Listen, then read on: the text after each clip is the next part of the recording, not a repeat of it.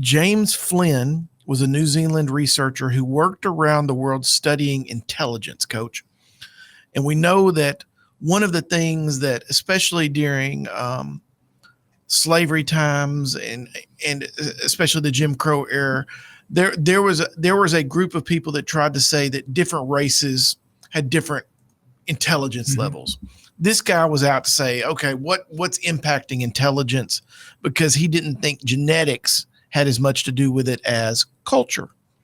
So one particular study he did was post World War II, where a lot of Americans chose to stay in Europe instead of returning to the US. And Coach, you're someone who's traveled quite a bit. Europe culture, a lot different than American culture. I mean, just like the North culture and the South culture, they're totally different kind of environments. His most famous study revolved around U.S. soldiers who chose to stay in Germany. There were both white and black Americans who married Germans, chose to raise their kids in Germany instead of returning to America.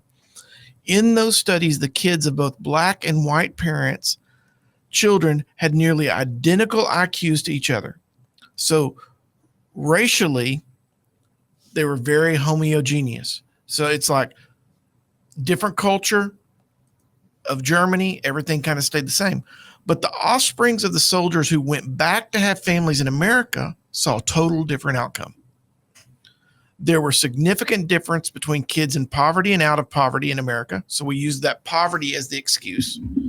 But there were different poverty levels in Germany as well, which gets me back to saying, okay, there's poverty in both places, but you didn't have the same outcomes. So was poverty the problem?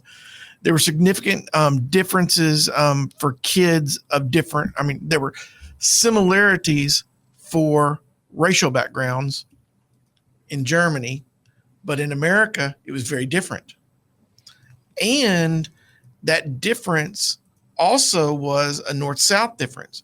Kids had lower intellect in the South than they did in the North coming back after World War II. So you start looking at it, it's like, okay, well, why is that different? Well, the North and South have different cultures. Germany and America have different cultures. Poverty didn't have as much to play into it in this study as one might think. The results point to that fact that culture plays more important role than we give it credit for.